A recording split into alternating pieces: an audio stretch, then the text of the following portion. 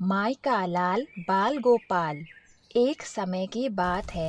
एक गांव में एक बूढ़ी माई रहती थी। माई एकदम अकेली थी। उनके आगे पीछे कोई नहीं था और उन्हें अकेले ही भोजन करना पड़ता था।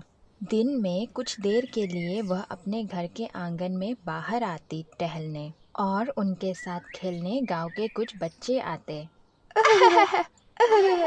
बूढ़ी माई बच्चों के साथ दिन के बस कुछ ही पल गुजार पाती और जैसे ही शाम हो जाती वह फिर से बिल्कुल अकेली पड़ जाती।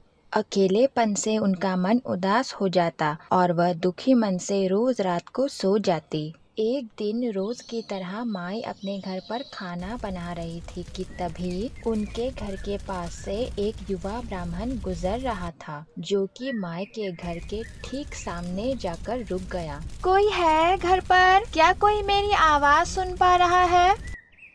मैं कई दिनों से भूखा हूँ। क्या कोई मुझे थोड़ा सा भोजन दान में दे सकता है? भगवान आपका भला करेगा। माई ब्राह्मण की बात सुन के घर के बाहर आई। माँ जी, क्या आप मुझे थोड़ा सा भोजन दे सकती हैं? मुझे बहुत जोरों से भूख लगी है। तुम यही मेरा इंतजार करना ब्राह्मण, मैं अभी तुम्हारे लिए भोजन लेकर आती हूँ। माई ब्राह्मण के लिए भोजन लाने गई। उनके पास जो भी भोजन शेष बचा था वह सब ब्राह्मण के लिए लेकर आ गई।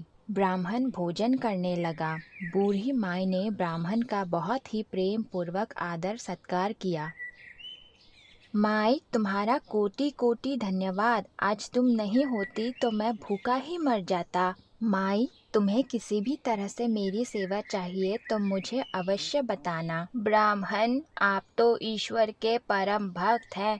कृपा करके मुझे ऐसा आशीर्वाद दीजिए जिससे मेरा अकेलापन दूर हो जाए। अकेले रह रह करके अब मैं उब चुकी हूँ। जरा रुको माई, मैं अभी तुम्हारी परेशानी दूर किए देता हूँ। ब्राह्मण ने झोली में से एक बाल गोपाल की मूर्ति निकाली और उसे बूढ़ी माई को देते हुए कहा, माई ये लो, ये आपका बालक है। इसका अपने बच्चे की तरह ख्याल रखना। इसका प्रेम पूर्वक लालन पालन करती रहना।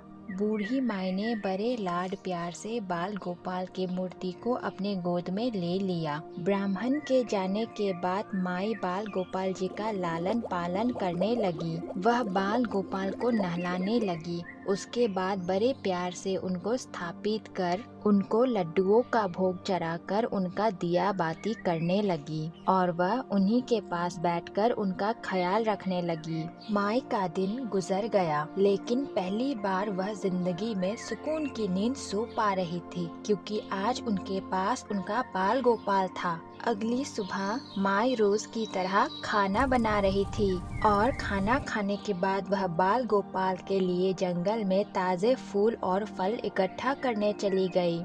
माई इसी तरह अब दिन भर व्यस्त रहने लगी। उनका जीवन अब आनंदमय बन गया।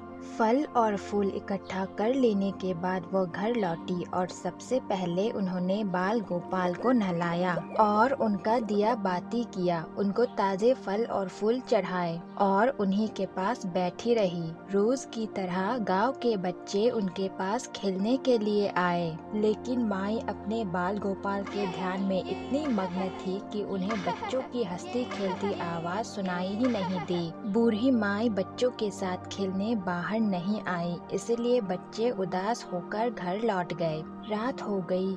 माई बाल गोपाल को लेकर अपने कमरे में आराम से सोने लगी। अगली सुबह रोज की तरह माई खाना बनाकर जंगल में बाल गोपाल के लिए ताजे फल और फूल लेने चली गई। उनके जाने के बाद गांव के बच्चे उनके घर फिर से खेलने आए। माई तो फूल तोड़ने में व्यस्त थी। बच्चे फिर से बिना माई के ही खेलने लगे।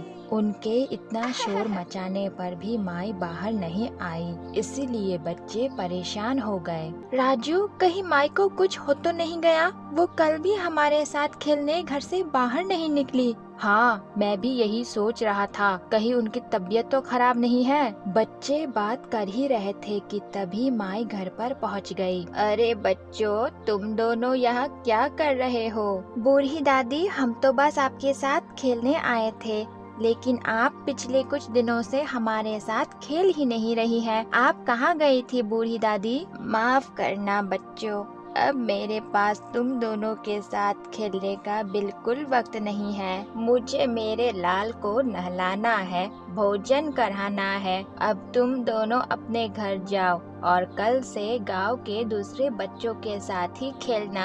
माई बच्चों को जाने को कहकर घर के अंदर चली गई और बाल गोपाल को नहलाने लगी। लगता है माई ने किसी बच्चे को गोद ले लिया है। चलो हम पीछे वाली खिड़की से उसे देखते हैं। दोनों बच्चे घर के पीछे वाली खिड़की से झांकने लगे तो उन्होंने देखा कि माई का लाल कोई और नहीं बल्कि बाल गोपाल की एक मूर्ति है। अच्छा, तो बूढ़ी दादी उसी मूर्ति को अपना लाल कह रही थी। मुझे तो लगा था कि वो सचमुच का एक इंसान का बच्चा है। हाँ, बूढ़ी दादी कितनी नादान है, उन्होंने एक मिट्टी के मूर्ति को ही अपना बच्चा समझ लिया है। मुझे एक तरकीब सूझी है, चलो हम माई के साथ शरारत करते हैं। तुम बस मेरे पीछे पीछे हाँ बोलना। अरे बूढ़ी दादी सुन, आज गांव में जंगल से एक भेड़िया घुस आया है जो छोटे बच्चों को उठाकर ले जाता है और मारकर खा जाता है। तू अपने लाल का ख्याल रखना,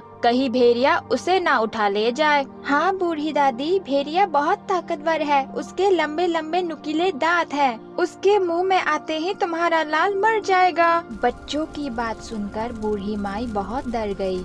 अरे चुप करो तुम दोनों और भागो यहाँ से। मेरे लाल को कोई भेड़िया उठाकर नहीं ले जा सकता। आने दो उस भेड़िया को, मैं उसे मार मार कर उसकी जान ले लूंगी। मैं भी देखती हूँ मेरे प्राण प्यारे लाल को कोई भेड़िया कैसे खाता है। माई ने चूल्हे के पास रखी एक लकड़ी उठाई और घर के बाहर चल दी और वही कुटिया के बाहर दरवाजे पर पहरा देने लगी। पास मत आना तू भेड़िया, वरना मैं तुम्हें इतना मारूंगी कि तुम सांस नहीं ले पाओगे। दोबारा चलकर जंगल में नहीं जा पाओगे। दूर चले जाओ भेड़िया, दूर चले जाओ। नटखट बच्चों की बात माई को सच लगी। वह इतना ज्यादा डर गई कि वह दरवाजे से हटी ही नहीं। दिन तो दिन, वह रात को भी वही बैठी रही। अगली सुबह तक भी माई वही बैठी रही।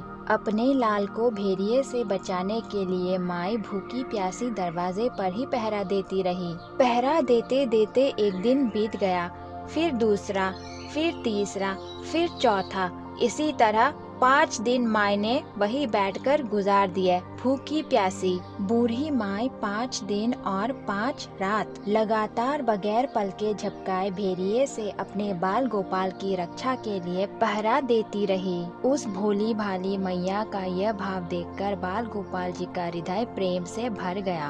अब बाल गोपाल जी को मैया के प्रेम का प्रत्यक्ष रूप से आस्वादन करने की इच्छा हुई। बाल गोपाल अपना सुंदर सा रूप धारण कर वस्त्र आभूषणों से सुसज्जित होकर माई के पास आए। बाल गोपाल के पाँव की आहट पाकर माई डर गई कि कहीं दुष्ट भेड़िया तो नहीं आ गया मेरे लाल को उठाने। माई ने लाठी उठाई और भेड़िए को भगाने के लिए उठ खड़ी हुई।